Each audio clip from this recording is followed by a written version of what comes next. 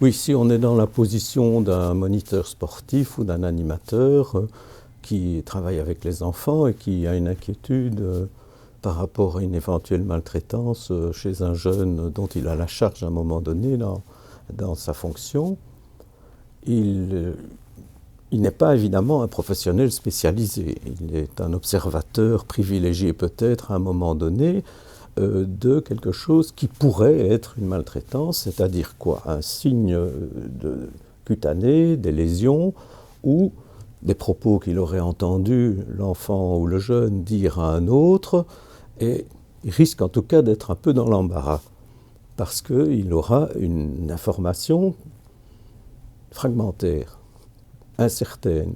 Et doit-il aller plus loin ou doit-il en rester là?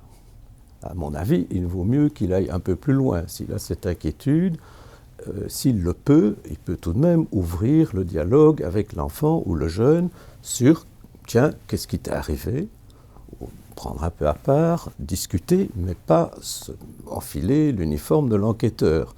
C'est délicat, mais tout de même, poser une question ouverte et demander « Tiens, qu'est-ce qui t'arrive » ou « Comment ça va chez toi ?» Quelque chose de très général. De là découlera, si l'enfant le souhaite, peut-être une confidence complémentaire qui ne sera pas facile à recevoir, mais il faut que la personne ait cet engagement, et si elle le reçoit, qu'elle soit épaulée pour aller plus loin et pour pouvoir en parler avec d'autres et voir éventuellement une prise en charge s'organiser. Ce ne sera pas son rôle, mais il doit tout de même, je pense, si la perception d'un danger ou d'une hypothétique maltraitance, pas tout de suite en référer à des services ou à des tiers, mais essayer dans sa position, très humainement et très simplement, et sans suggestion et sans parti pris, essayer que l'enfant lui donne l'un ou l'autre indice qui lui permettent d'aller plus loin.